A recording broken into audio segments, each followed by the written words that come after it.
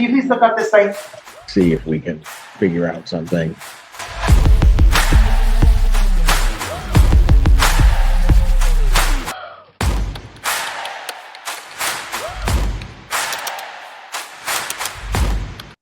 All right, we'll start alphabetically, and the first person I have is Ben Altizer, 25 CR 00487. Mr. Altizer, if you'd come forward, please. Hello. Good morning, Mr. Altizer. I did review your matter for probable cause, and as I said earlier, I found probable cause. And I'm opening up your file now. Just give me a moment. Sir, it looks like you were on January the 10th, 2025. You were charged with simple battery. I set bail at $2,500 bondable based upon the facts of the case, and that you're accused of a crime of violence. Mr. Loomis, would you like to traverse or add any comments relative to the bail amount? Judge, he's 20 years old. He does live here in Reno with his grandmother. He's been here in Reno for 3 years, and he's not currently employed. I'd request, there's no indication that his risk to run, his NPRA was 5. So I'd ask the court to consider a $500 bail. Thank you. Ms. Giannoli? Thank you, Your Honor. I'm going to ask that the bail remain set as the court holding bail. The NPRA was 5, which is a moderate risk. He has no criminal history, so that moderate risk is likely based upon the allegations in this case. This was a fairly significant battery. Candidly, I think this co-defendant likely had less of a role than the other individual we're going to see. However, it appears that a group was leaving the GSR bowling alley. There was a female that had held open the door. Defendant and co-defendant got upset because the victim did not thank the female that was holding the door, and this ultimately erupted into a group altercation, which was caught on surveillance video. This defendant in particular was observed punching several individuals, victim number 3 in particular, Jackson Sperillian. It appeared that the victims were just attempting to extract their friends from this battery, and each and every time they would, both the defendant and the co-defendant would continue to batter them. I believe in light of the circumstances, and I should note that Mr. Sperillian, the victim who was being battered by this defendant allegedly, had to go to the hospital. Law enforcement made contact with both him and his girlfriend, who they found out was also battered and was bleeding about her face. So this is a pretty significant incident. He poses a risk to the community. I'd ask again for that continued imposition, as well as conditions that he obey all laws, consume no alcohol, and have no contact with Colin Moe, Andrew Robb, and Jackson Sperillian, please, Judge. Thank you, Ms. Giannoli. So, Mr. Altizer, the fact that a lot of violence was held in this situation, you're just 20 years old. It's very frightening to those of us who've lived in our community all of our lives. Violence coming from a bowling stadium, I think is just chilling. And the facts of this case, I read this case over a number of times to try to figure out what the heck happened. And of course, it was all caught on video. One of the things that I'm not sure Mr. Loomis may have told you, that is, if the person that you attacked, you're alleged to have attacked, by the way, went to the hospital and has any kind of permanent damage, you will be out of my court and across the street to the district court facing felony charges. Because when you use violence on someone that results in significant bodily harm, it becomes either a gross misdemeanor or a felony, and you could end up going to prison. So I want you to keep that in mind. I'm not going to change the bail amount because this looks like it was just unnecessary violence on a group of people for a really stupid reason. So the bail will remain in place with the conditions that the city attorney has remarked. I put those on your documents, and they are that you obey all laws. You're only 20, so you're not allowed to have alcohol anyway. That would be breaking the obey all laws clause. But you're to have no alcohol or drugs without a valid prescription, including marijuana. And I want to go over something with you that you probably don't know about. I've issued something called a no contact order with the people that were involved in this fight, the victims. And so if you have any contact whatsoever, so that means social media, text, going by their house, going back to the scene of the crime if you think they're going to be there, any contact whatsoever, you will go back and wait in jail until your trial date. Do you understand? No. Do you have any questions? No, no. All right, that'll be my order. Your bail is $2,500 bondable with conditions. Thank you so much. Hello?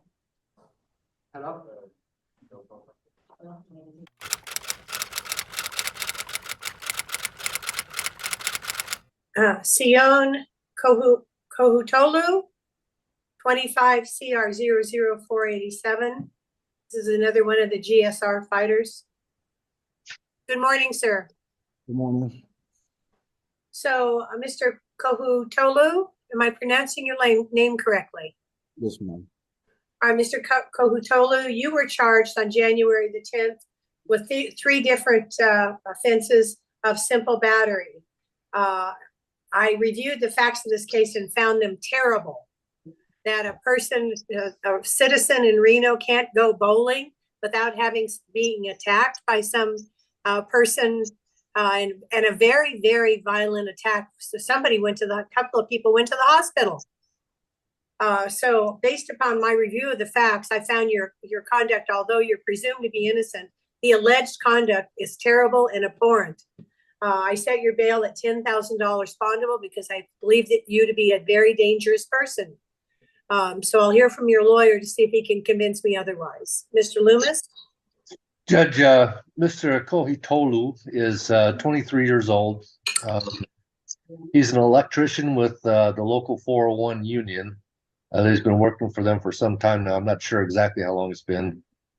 He does have his own apartment, which he's had for 7 years. And he has a wife and two children for whom he provides support.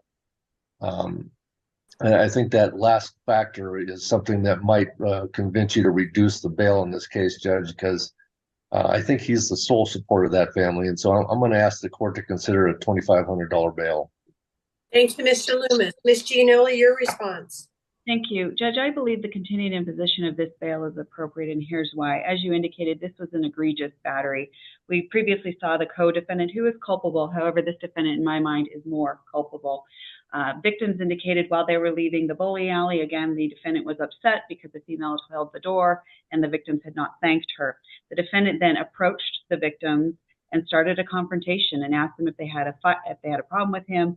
And they said, we don't have a problem. And this enraged the defendant. He began swinging at one of the victims. The victim, Mr. Moe, was substantially injured, according to law enforcement. Both of his eyes were swollen. One was swollen shut. He had actively bleeding laceration to his lip, and his face was covered in blood because he had an active laceration to his forehead. Another one of the victims, likewise, had swelling to his face. One of his eyes was swollen shut. And the third victim also had injuries about his face. When law enforcement watched the video surveillance in this, they observed the defendant swinging and punching one of our victims repeatedly. They would go back into this melee, for lack of a better term, the victims try and extract a friend who was being battered, which would cause the defendant and the co-defendant to continue to batter the parties. At one time, the defendant had thrown one of the victims on the ground and punched him while they were on the ground. His criminal history is concerning to the city judge. It's violent. 2021, obstructing and resisting in domestic battery. Candidly, that domestic battery was dismissed. He pled to the ONR.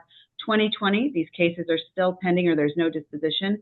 Battery with a deadly weapon, robbery with a deadly weapon, and battery. I'm going to object if there's no disposition on any of these charges. Arrests are still relevant as they infringe upon community safety, Judge. And that's correct, Mr. Loomis, but I acknowledge that there has not been a disposition in those things. Thank you, Judge. Finally, a 2020 carrying a concealed weapon for which the defendant pled or was found guilty.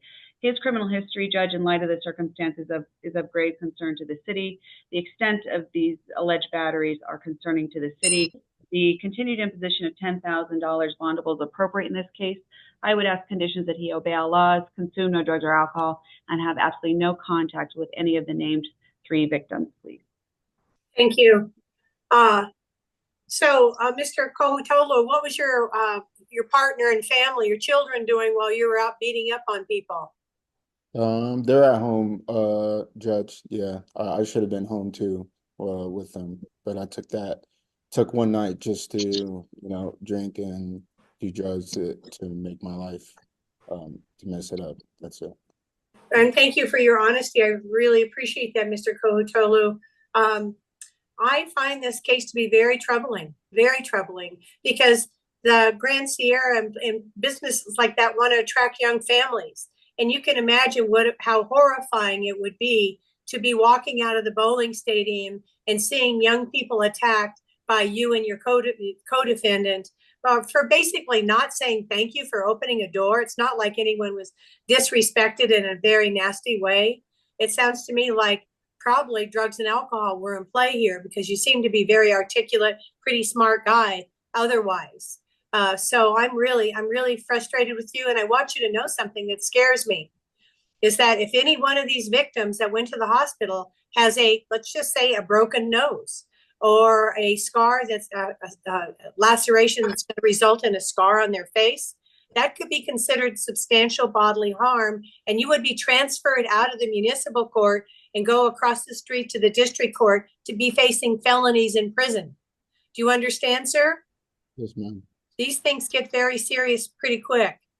So I think that the $10,000 bondable bail is appropriate, because I really find this whole conduct very scary, very frightening. So you can post bail. If you do, the conditions of your bail will be as follows: that you obey all laws. You have no alcohol or drugs without a valid prescription. And I have marked that if you are able to be released from jail, you'd be placed on an alcohol monitoring device, be placed on enhanced supervision with our marshals for testing. I want to make sure that you stay out of trouble. And usually that helps if you're not doing drugs and alcohol. So you'll be monitored for drugs and alcohol. And then there's absolutely no contact with the 3 victims that I listed in your documents. They are Colin Moe, Mr. Spearling, and I'm forgetting the last one. Mr. Rob, Judge Andrew Robb. Thank you. All of those people, if you have any contact whatsoever. So I want to be clear with you about that no contact. That means no text message, no social media, no going by their house, their job, their car, no trying to pass on a message through a third party. If you do any of that, even if you've posted bail, you will go back to jail and wait in jail until your trial date. Do you understand? Judge, those last offenses on my criminal history, I already did time on those and served it. Okay, So, that's good to know, sir. I was kind of hoping that you would have learned some valuable lessons from that time you served. Yeah. Right? yeah, Okay, so we'll keep our fingers crossed that now this has a change in your behavior, because I want to tell you one more thing. You, sir, are the model of behavior for your children. So if your children say, hey, it's okay for daddy to beat up on people or daddy to be in jail or prison, they're going to grow up to be the same kind of people, because you're their role model. Do you understand? I understand. You should be ashamed. Okay? All right. Your bail will remain at $10,000.